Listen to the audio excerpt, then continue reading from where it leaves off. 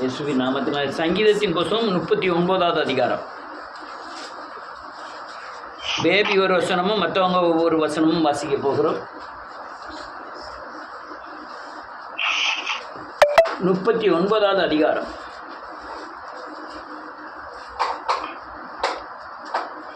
வாசிக்கலாம்.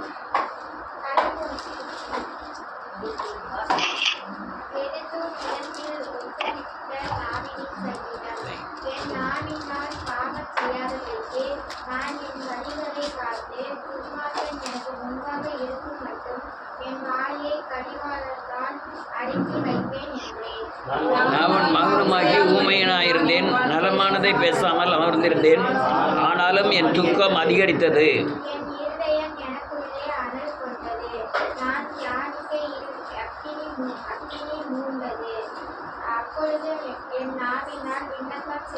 கர்த்தாவே, நான் எவ்வளவாய் நிலையற்றவன் என்று உணரும்படி என் முடிவையும் என் நாட்களின் அளவு இவ்வளவு என்பதையும் எனக்கு உணரும்படி எனக்கு தெரிவியும்.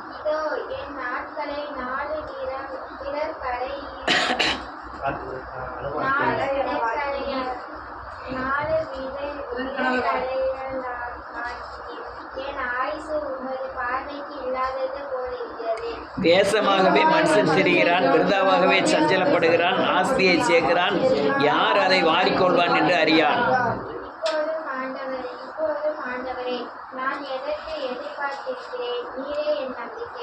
என் நீர்கள் எல்லாவற்றிலும் இருந்து என்னை விடுவிக்கும், முழு நிந்தைக்கு என்னை ஒப்புக்கூடாதையும்.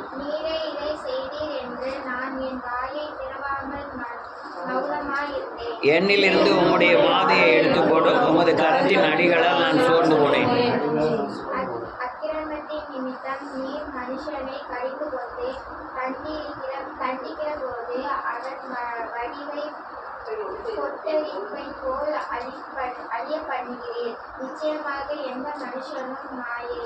கர்த்தாவே, என் ஜெபத்தை கேட்டு என் கூப்பிடுதலுக்கு செவி கொடும். என் கண்ணீருக்கு மௌனமாயிராதையும். என் பிதாக்கள் எல்லாரை போலவும் நானும் உமக்கு முன்பாக அந்நியனும் பரதேசியமாய் இருக்கிறேன். நான் இனி இராமல் போகும் முன்னே அல்லேலூயா.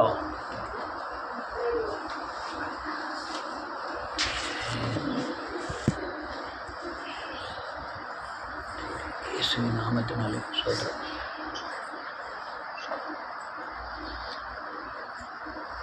எல்லா ஆட்களுக்குமே நடக்க போகிறது என்னன்னு தெரியாமல் துணிகரமான பாவங்களுக்கு பயங்கரமாக இடைபடுகிறார்கள்.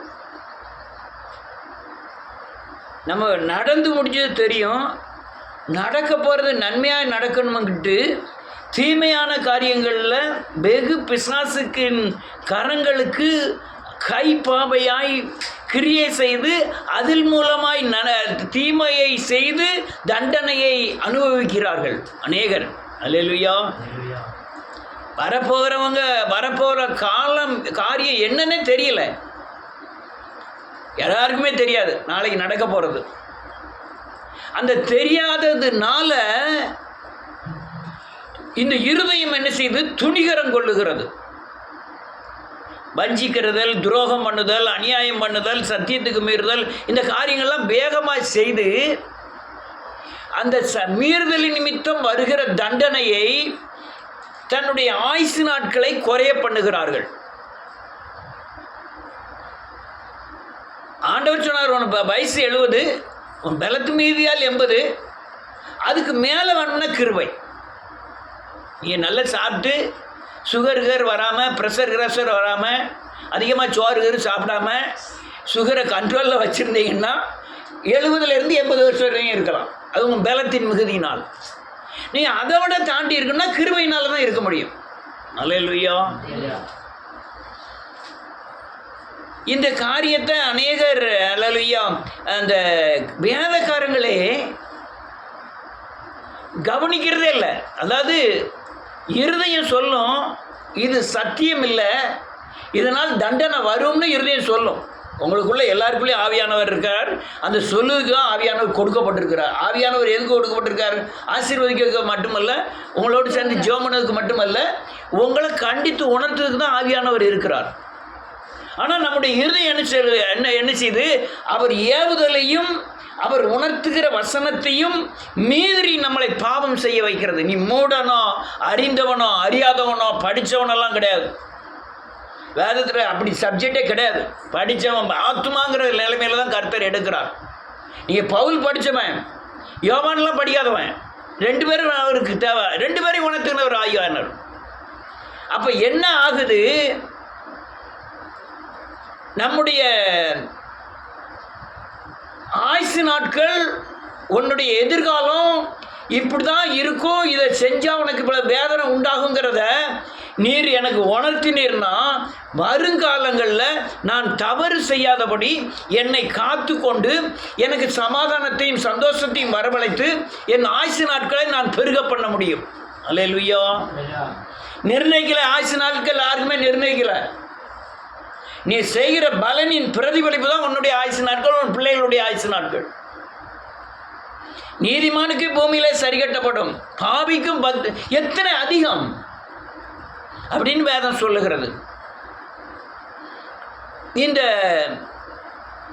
நாளைக்கு நமக்கு ஒரு பெரிய நஷ்டம் வரப்போகிறது இன்னைக்கே நமக்கு தெரியுதுன்னு வச்சுக்கிடுவோம்.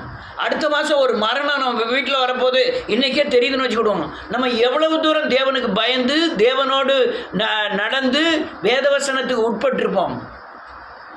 அதை தான் எனக்கு உணர்த்தும்னு சொல்லி இந்த சங்கீதக்காரன் ஜெபம் பண்ணுறான். என்ன ஜெபம் பண்ணுறான் பாருங்க, 4வது வசனம்.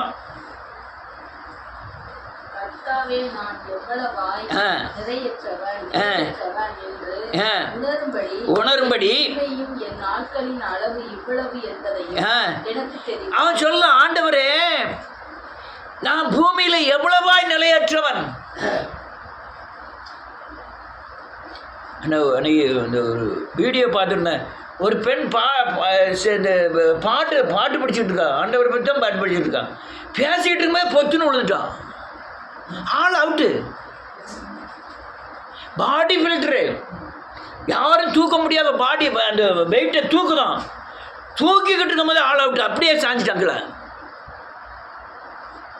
அப்போ எவ்வளவுதான் நீ பக்திமானாக இருந்தாலும், எவ்வளவுதான் நீ பாடி ஃபில்டராக இருந்தாலும், ஆனால் உன்னுடைய நிலையற்ற வாழ்வு என்பதை நான் உணர வேண்டும். நான் இன்னைக்கு இருக்கிற ராத்திரி இருக்கணும் இல்லையான்னு எனக்கு தெரியாது. ஆனால் ராத்திரி இருக்கிறது கர்த்தருடைய கரத்தில் இருக்கிறது. அல்லேலூயா. ஆனால் நான் இப்படியெல்லாம் மரித்து போவேங்கிறத தேவன் எனக்கு உணர்த்தணும். அல்லேலூயா. எச்சரிக்கை. ஆமென். இது நிலையற்ற உலகம், நிலையற்ற வாழ்வு. நிலையான உலகம்னு ஒன்று இருக்குது, நிலையான அல்லேலூயா ஜீவியம்னு ஒன்று இருக்குது, நித்திய வாழ்வுன்னு ஒன்று இருக்குது. அது ஆயத்தமாகிற இடம் தான் இந்த இடம்.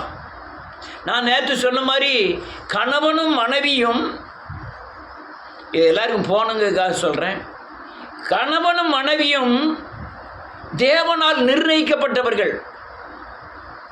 இன்னாருக்கு இன்னார்தான்னு நிர்ணயித்து வைத்திருக்கிறார்.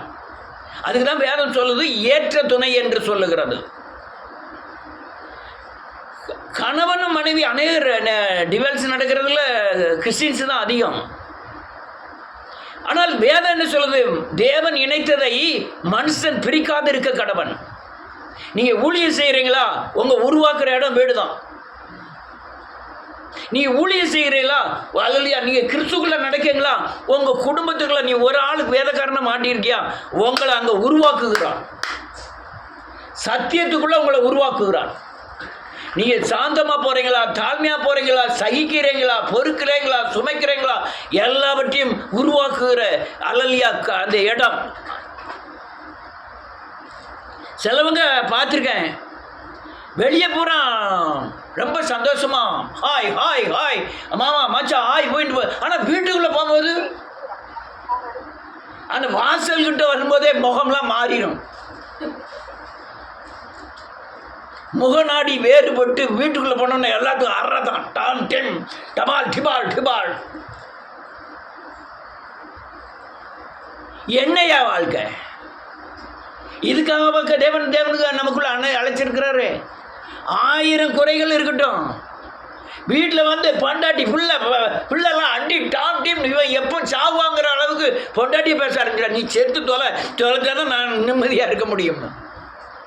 ஆனால் வேறு சிலர் நினைச்சாங்க தெரியுமா, தெருக்கல்ல அப்புறம் டாப் டீம்னு அடிப்போம், வீட்டுக்குள்ளே வந்தோடனே பாலை சுருட்டி உள்ளே வச்சுக்கிட்டு நைஸாக வீட்டுக்குள்ள, என்னம்மா நல்லா இருக்கியா, சோறு பொங்கனியா, சோறு பொங்கலை சரி, கறி வச்சியா, கறி வைக்கல சரி அப்படின்ட்டு ஒரு வாரத்தில் பச்சத்தனியை கொடுத்துட்டு படுத்துட்டு போகணும்னு இருக்கான். இல்லையா? நிலையற்ற வாழ்வு உருவாக்குகிற இடம்.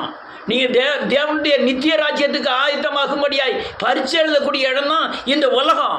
இந்த உலகத்தில் நீ சத்தியத்தின்படி நடந்தால் ஒன்று ஆயுசு நாட்கள் பெருகும், சமாதானம் பெருகும், சந்தோஷம் பெருகும். ஆயுசு நாட்களில் நீ பெரும்பகுதி சஞ்சலத்தோடு துக்கத்தோடு நடக்கணும்னா சத்தியத்தை மீறி நடந்தால் இந்த காரியங்கள் பூரா நடக்கும். அதை உணர்த்துகிறவர் ஆவியானவர். நீ பாரு, இது நிலையற்றவன்.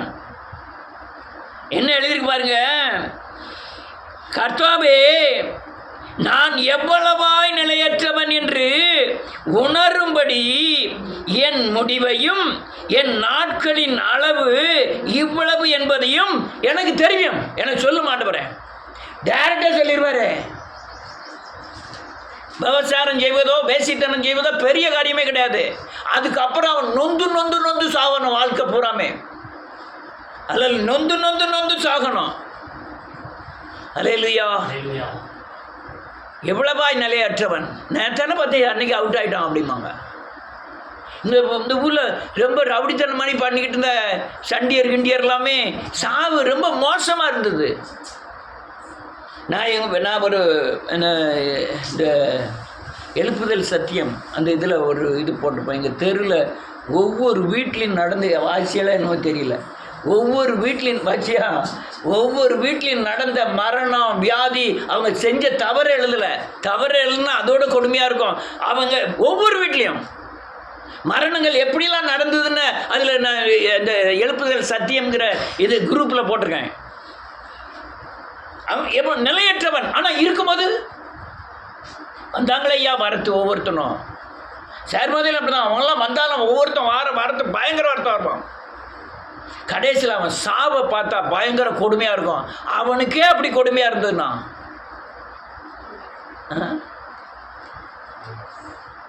யாருக்கு அதிகமாய் கொடுக்கப்படுகிறதோ அவன்கிட்ட அதிகமாய் கேட்கப்படும். அவங்க அல்லையா சத்தியத்தை கேட்கல, சத்தியத்தை கேட்டவனுடைய நிலை என்ன? அடுத்த வசனம் சொல்லுது, 5வது வசனம், இதோ என் நாட்களை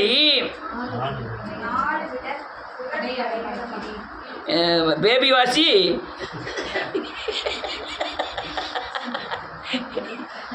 ரைட்டு. அல்லது 4 விரால் கடைன்னு என்ன அர்த்தம்? 4 ஒரு ஜான் நடந்துட்டு அப்படிம்பாங்கள்ல, 4 விரால்கடைன்னா அளவே கிடையாது. இவ்வளவுதான். கடை பக்கத்து வீட்டில் போய் இவ்வளோ தானே உப்பு தாங்கன்னு கேட்பாங்க. அப்போ அளவு என்னது? ரொம்ப குறைவுன்னு அர்த்தம். என் ஆயுசு நாட்களை ரொம்ப குறைவாக்கினீர். 950 வருஷம் வரையும் ஆதாம் இருந்தான்.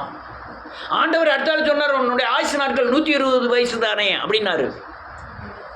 ஆனால் ஆபிரகாம் 175 வயசும், அல்லையா யாக்கோப்புக்கு 145 வயசுன்னு நினைக்கிறேன், இப்படி கொடுத்தாரு. ஆனால் தாவீதுக்கு 120 110 வயசு தான் கொடுத்தாரு. ஆனால் அதே சங்கீதக்காரன் சொல்கிற தாவீது 110 வயசு இருந்த பிறகு இறந்த பிறகு அதே சங்கீதத்தில் எழுதுகிறான், பலத்தின் மிகுதினால் 80 வயசு. அல்லேலூயா. ஐயா கிறிஸ்துவன் 80 வயசுக்கு மேலே இருக்கணும், அது கிருபை. திரும்பவும் சொல்கிறேன், வெளிப்புறமான வாழ்க்கை கிறிஸ்துவ வாழ்க்கை அல்ல. உன் ஆயுசு நாட்களை பெருக்கிறது உள்ள எப்படி வாழ்கிற அதான் முக்கியம். வெளியான மனுஷனுக்கும் ஆண்டவருக்கும் சம்பந்தம் இல்லைன்னு சொல்லல, உள்ளான மனுஷனுடைய தன்மை வெளியான மனுஷனில் காணப்பட வேண்டும். அல்லேலூயா. அடுத்த 6வது வசனம், திரிகிறான், விருதாவாகவே சஞ்சலப்படுகிறான், சேர்க்கிறான், ஒரு நாள் அறிய மாட்டான். அல்லேலூயா. என் ஊரில் ஒரு ஆள் சமூகல், பின்னால் வரலாம் சொல்லக்கூடாது, சமூகல், அவர் மகன் பட்டு 2 பேருமே அண்ணன் தம்பி மாறணும். ஒரு கடையில் போய் நல்ல கூட்டமான கடையில் போய் 2 பேரும் ஆளுக்கு ஒரு டீயை குடிப்பாங்க. குடிச்சிட்டு காசை வச்சுட்டு அவங்கள்ட்ட வந்துப்பாங்க. அப்படி கடையாக தேடி போவாங்க. 2 பேரும் அண்ணன் மாதிரி 2 பேரும் சினிமா பார்க்க போவாங்க, 2 பேரும் ஒன்று போல் தண்ணி அடிப்பாங்க ஒன்று. ஆனால் வேலையை பார்த்தா விடிய காலம் 3 மணியில் மாட்டை பற்றிட்டு போகிறது 2 3 4 வண்டி காலைகள், 2 வண்டி கிடக்கு மாட்டு வண்டி. அப்போ லோடு ஏற்றது பூரா இங்கே ஆனைக்குட்டியில் குட்டியானெல்லாம் கிடையாது, மாட்டு வண்டி தான். உடனே யார் எத்தனை மணிக்கு கேட்டாலும் உடனே வண்டியை பூட்டி உடனே லோடுக்கு போயிடுவார். சம்பாத்தியம் கடுமையான சம்பாத்தியம். 4 பையங்க, இவனு 4 பையன். இந்த இவன் கடைக்குட்டி பையன் இவ்வளோ உயர்ந்தா இருப்பான். ஒரே ஒரு பொண்ணு அது எஸ்ஏ ஆகி அது அங்கே ஒரு வீடு கட்டி இருக்கு. இந்த 4 பையங்களும் கொஞ்சம் பெரிய பையன் ஆனாங்க. அதுக்குள்ளே இவன் போய் தண்ணி அடிச்சுட்டு அயல் காலில் போய் தண்ணி படி அடிச்ச போயிருக்கான். கிணத்து திண்டில் படுத்துருக்கான். தண்ணி அடிச்சு போய் இந்த கிணத்து சுத்தச்சூல செவர் இருக்குங்களா, என்னையா தாவிதையா சுத்தச்சூல செவர் இருக்கா, அதில் படுத்துட்டு போதையில் லேசாக உருண்டுருக்கான்.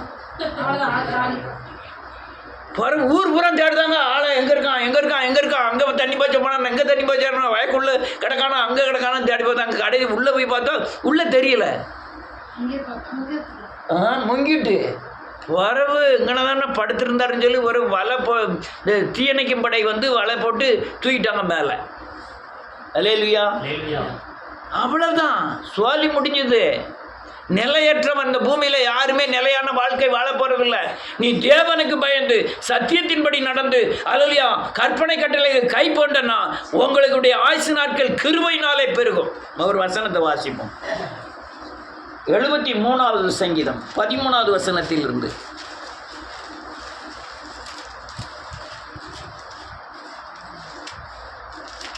நான் விருதாவாகவே என் இருதயத்தை சுத்தம் பண்ணி குற்றமில்லாமையிலே என் கைகளை கழுவினேன். நாள்தோறும் நான் வாதிக்கப்பட்டும் காலைதோறும் தண்டிக்கப்பட்டும் இருக்கிறேன். இவ்விதமாய் பேசுவேன் என்று நான் சொன்னேன். ஆனால் இதோ உம்முடைய பிள்ளைகளின் சந்ததிக்கு துரோகியாவே. ஆமென்.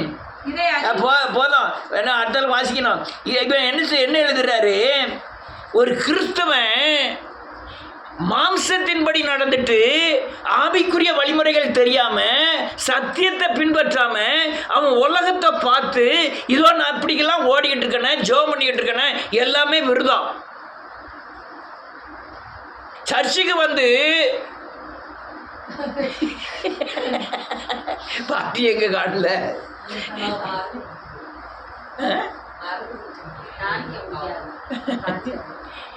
அல்லேலூயா. நல்ல காலுங்க. நான் என்ன ஜெபம் பண்ணதுனால என்ன கிடைக்க போகுது, நான் உபவாசம் இருந்ததுனால என்ன கிடைக்க போகுது, ஆராதனைக்கு போனதுனால என்ன கிடைக்க போகுது அப்படின்னு நினச்சிக்கிட்டு அதை கைகொள்ளாமல் இருந்தோம்னா என்னைய மாதிரி முட்டாள் ஒருத்தனுமே இல்லை. அவன் சொல்லுவான், விருதாகவே நான் என்ன செய்தேன், உபவாசித்தேன், விருதாகவே நான் அல்லேலூயா நகரத்துக்கு புறம்பாக இயேசு என்ன செய்யப்பட்டாரா, சிலுவையில் அறையப்பட்டார். அதே போல நாங்களும் நகரத்துக்கு புறம்பாகவே நாங்கள் ஆராதிக்கிறோம்.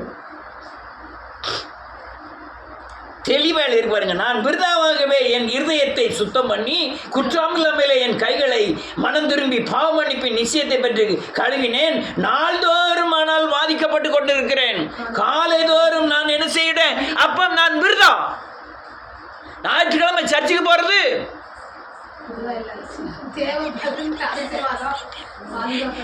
நீங்க சொல்லல, இவன் சொல்றான் விருதா. அப்படி அதுக்கப்புறம் புத்தி வந்த பிறகு சொல்றான், இவ்விதமாய் பேசுவேன் என்று நான் சொன்னால் இதோ உம்முடைய பிள்ளைகளின் சந்ததிக்கு துரோகி ஆவேன். ஏன்னு கேட்டா என் உணர்த்துற தன்மை எனக்கு இல்லை. அல்லேலூயா. யாருக்கு அடுத்தால உள்ளதை வாசிக்கப்பா. இதை அறியும்படிக்கு யோசித்து பார்த்தேன். நான் தேவனுடைய பரிசுத்த ஸ்தலத்துக்குள் பிரவேசித்து அவர்கள் முடிவை கவனித்து துன்மார்க்கனுடைய முடிவை கவனித்து உணரும் அளவும் எனக்கும் பரிசுத்தவானுக்கும் துன்மார்க்கனுக்கும் எனக்கும் உலக மனுஷனுக்கும் உள்ள வித்தியாசத்தை நான் உணரும் அளவும் எனக்கு எப்படி இருந்ததுதான், அவ்வளவு व्यसனமா இருந்தது, எனக்கு சங்கடமா இருந்தது. ஐயா நான் ஜோமதான பண்ணதே ஏன் எனக்கு எப்படி நடக்கு, ஏன்னா துன்மார்க்கனுடைய பக்கத்து பார்க்கறதில்ல. நான் வெளிப்புறமாக எவ்வளோ பெரிய வீடு கட்டியிருக்கான், எவ்வளோ பட்டு சேலை வச்சுருக்கான், கார் வாங்கியிருக்கான்னு நான் பார்க்கனே தவிர அவன் உள்ள அந்தரங்கத்தில் வாழ வாழ்க்கை எப்படி இருக்குதுன்னு நான் என்ன செய்யல, பார்க்கல. அடுத்தால என்ன எழுதிருக்கு? நிச்சயமாகவே ஆமென். நீர் அவர்களை சறுக்கலான இடங்களில் நிறுத்தி ஆளான இடங்களில் விழ பண்ணுகிறீர். ஆமென். நிச்சயமாகவே விழ பண்ணுகிறீர். இதெல்லாம் உணரணும். பக்கத்துல என்ன நடக்கு, நம்ம எப்படி கர்த்தர் வச்சிருக்கிறார், நான் எப்படி போய்கிட்டு இருக்கேங்கிறத உணரணும். அல்லேலூயா. ஆனா உணரும் வரை இதெல்லாம் பெசனமா இருக்கும், உணர்ந்தா உங்களுக்கு பலனா இருக்கும். அல்லேலூயா. இவ தங்கச்சி ராத்திரி போல 12 மணி வெளியே நின்று குளிக்கும், பார்த்துருக்கீங்களா? வீட்டுக்குள்ளே ஒரு ஆள் இந்த மந்திரங்கத்திரம்லாம் போட்டு தீய வீட்டெல்லாம் எரிச்சு ஓதிக்கிட்டு இருப்பாங்க, பார்த்துருக்கீங்களா? அப்படி பார்க்காம போயிட்டீங்கள?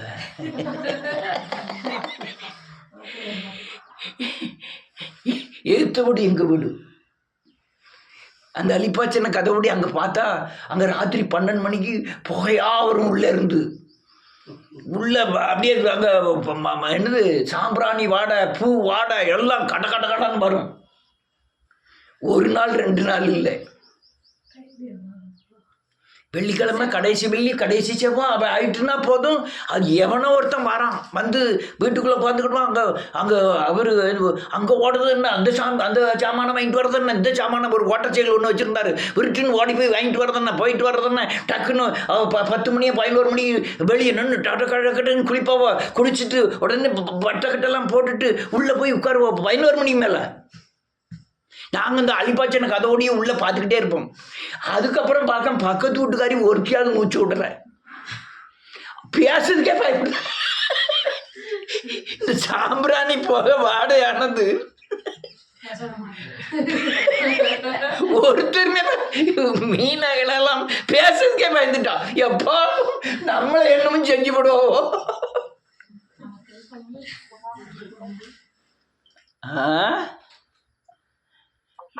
முடிவு என்னமா இருந்தது? முடிவு என்ன?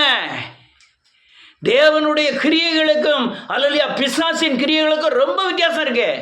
நீங்க இப்ப துண்டு போட்டது மாதிரி தான் இருக்கும், முடிவு சம்பூர்ணமா இருக்கும். நான் சொன்னமுட்டு பக்கத்து வீட்டுக்காரங்க பயப்படணும்னு பிள்ளைங்க பண்ணிக்கிறாதீங்க.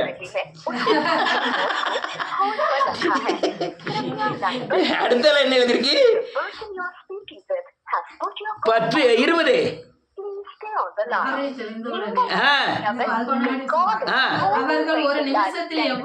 பாழாய் போகிறார்கள், அழிந்து நிர்மூலமாகிறார்கள்.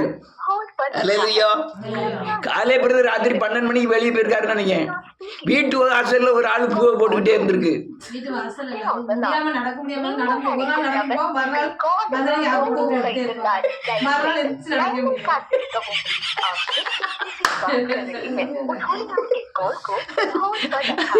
அவள் சொன்னதுதான், என் வீட்டு வாசல்ல நின்றுக்கிட்டு அவர் பூவை போட்டுக்கிட்டு இருந்தாரு அப்படின்னு சொன்னதுதான். அதுதான் நான் சொல்லிட்டு இருக்கேன். ஒரு நிமிஷத்துல காணல, ஆளே காணல. நான் ஆளை காணல, மேன்மைப்படல. ஆனா தேவன் நீதி உள்ள நியாயாதிபதி. இன்னைக்கு இவர் இருக்காரு, அவரு இல்ல. அல்லேலூயா. இந்த பன்னிரகி கிண்ணீரெல்லாம் முடிஞ்ச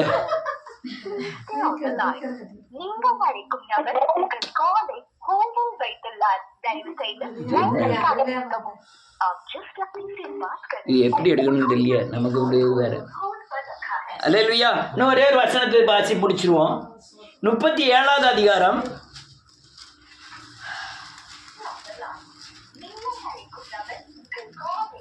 37 1-2.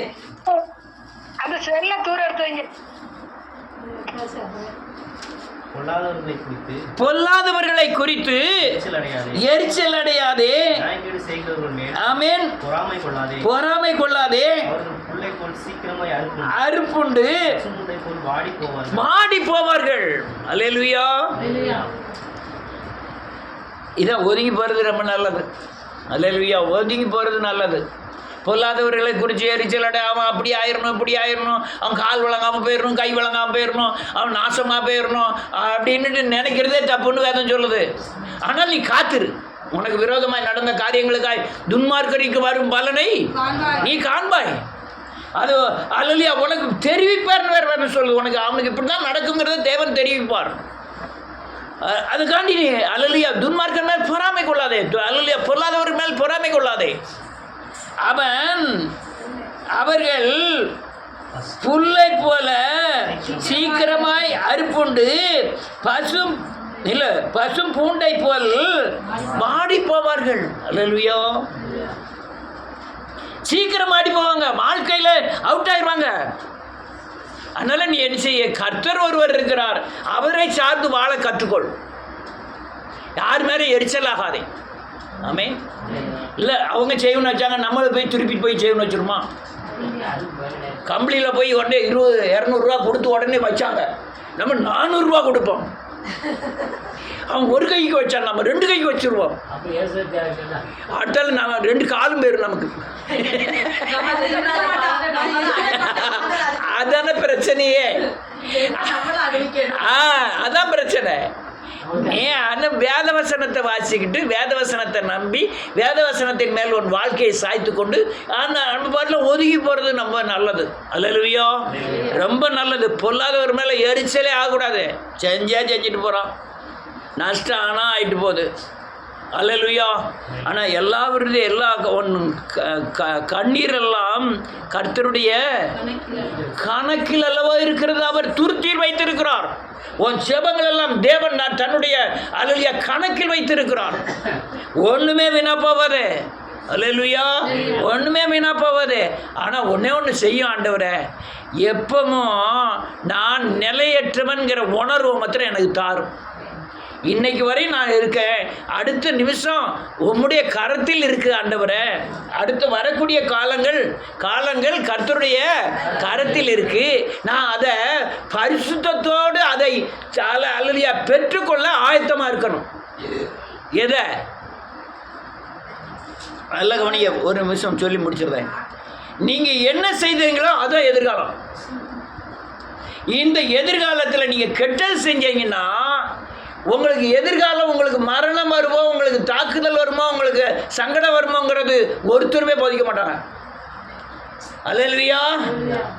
ஆனால் நீங்கள் தேவனுக்குள்ள இருந்தீங்கன்னா அவர் போதிப்பார். நீங்கள் இந்த துன்மார்க்கமான காரியங்கள் செஞ்சீங்கன்னா இந்த தண்டனை வரும், இந்த வசனம், இந்த அதிகாரம், இந்த வசனத்தின்படி நீ தாக்கப்படுவாய் அப்படின்னு யார் உணர்த்தா?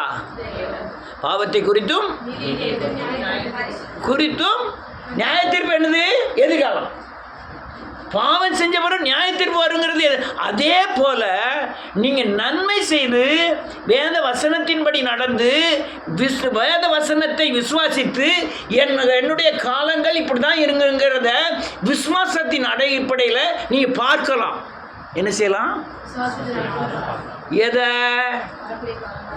இப்போ ஜோசுவா இருக்கான், இவன் படிக்கவே இல்லை, நல்ல படிக்கா வேண்டாம், இவன் டாக்டர் ஆவான், கர்த்தர் டாக்டராய் ஆக்குவார். இல்லை, இவனை பார்க்கக்கூடாது.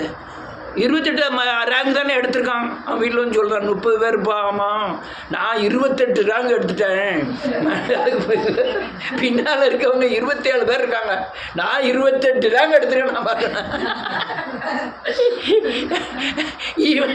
இவன் இப்படி இருந்தாலும் தாய் தாப்பனார் ஜெபம் பண்ணும்போது என் பையனை ஆண்டவர் டாக்டரை ஆக்குவார், மேன்மை படுத்துவார்.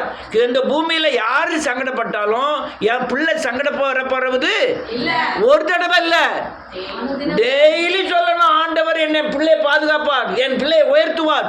இது அப்படியே என்ன, இதுதான் விசுவாசத்தில் இவனுடைய எதிர்காலத்தை நான் என்ன செய்கிறேன், பார்க்கிறேன். அது உங்களுக்கு உணர்வை ஏற்படுத்தும். என் தேவன் பாதுகாப்பார், அந்த விசுவாசம் போதும். தூரத்தில் கண்டு ஆபிரகாம் ஈசாக்கை என்ன செய்தானா? அணைத்து கொண்டான். எப்போ? 100 வயசு கிழமை எப்போ, 90 வயசு கிழவி எப்போ, கற்பம் செத்த பிறகு எனக்கு ஒரு குழந்தை பிறக்கும், அந்த குழந்தை இப்படி தான் இருக்குங்கிறத தூரத்தில் கண்டு என்ன செய்தானோ அணைத்து கொண்டான். அவன் அதைகளெல்லாம் அறிக்கை செய்து வாக்கிலே வல்லவனானான். சொல்லணும், ஆண்டவர் என்னை பாதுகாப்பார். உலகமே கொரோனா வந்தாலும் எங்கள் வீட்டில் என்ன செய்யாது, கொரோனா வராது. தேவன் என் குடும்பத்தை தலைவராக இருக்கார், என் குடும்பத்தை பாதுகாப்பார், என் குடும்பத்தை நடத்துவார். வந்த பலவீனமே போகல, எங்க நடத்துவார். நீங்க நடத்துவார்னு சொன்னாலும் கூட கொஞ்சம் வைத்து குறுக்கொலிக்கும். படுத்துக்கிட்டாது நடத்துவார்னா அது கூட கொஞ்சம் எம்மாடி ஆத்தாடி வாய் சொல்லும் நடத்துவார்னு. ஆனா இறுதி என்ன சொல்லும், உண்மையா இல்லையா? அதுக்கு என்ன செய்யணும், வேத வசனத்தை என்ன செய்யணும், வாசித்து அறிக்கை செய்யணும். இந்த வசனத்தின்படி கர்த்தர் என்னை நடத்த. இது மாம்ச வார்த்தை, நல்லா கவனிக்கணும். இது ஆவிக்குரிய வார்த்தை. இதில் ஆவி இருக்கிறது, ஜீவன் இருக்கிறது. அந்த வேத வசனத்தை நீங்கள் அறிக்கை செய்ய செய்ய உங்களுக்கு பலன் உண்டாகும். அல்லேலூயா, பலன் உண்டாகும். பிரியமானவனுக்கு கர்த்தர். அதனால இதெல்லாம்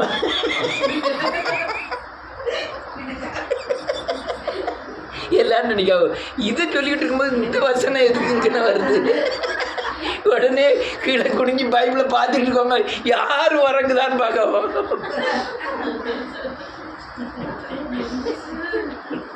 ரைட், அல்லேலூயா, ரைட். அப்போ நமக்கு என்ன தேவை, நான் இந்த பூமியில் நிலையற்றவன், என் ஆயுசு நாட்கள் மிகவும் குறைவானது. இந்த பூமியில் இருக்கும் வரை நான் தேவனை சார்ந்து தேவனுடைய உணர்வை பெற்று தேவனோடு வாழ கற்றுக்கொண்டோமானால் எங்களுக்கு சுமூகமாக இந்த வாழ்க்கை முடியும். அல்லேலூயா. அதனால பரீட்சையில் ரொம்ப மார்க் எடுப்பேன்னு சொல்லிட்டு மார்க்லாம் வராது. மார்க் படிச்சாதான் நிச்சயம்.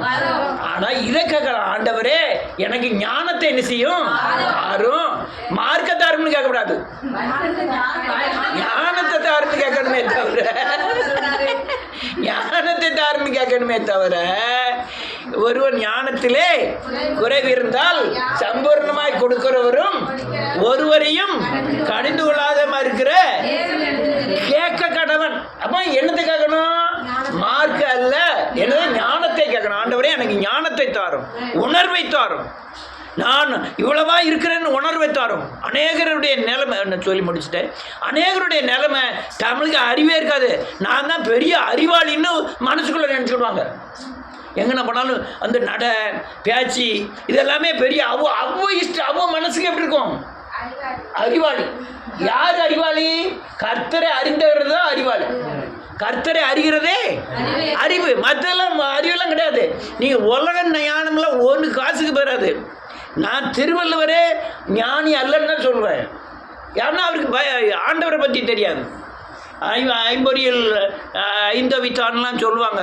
அது அந்த பப்ளிக்காக டிக்ளேர் பண்ணணும், ஆண்டவர் தான் தேவன் யாருன்னு செய்யணும். நான் என் மனசுக்குள்ளே வச்சுருக்கேன் ஆண்டவர் தான் பெரிய, அதெல்லாம் பெரிய காரியம் கிடையாது. ஆண்டவர் தான் பெரியவர்னு வெளியே சொல்லணும், அதுதான் பெரியவர். அல்லேலூயா, ரைட். இதெல்லாம் காரியங்கள்.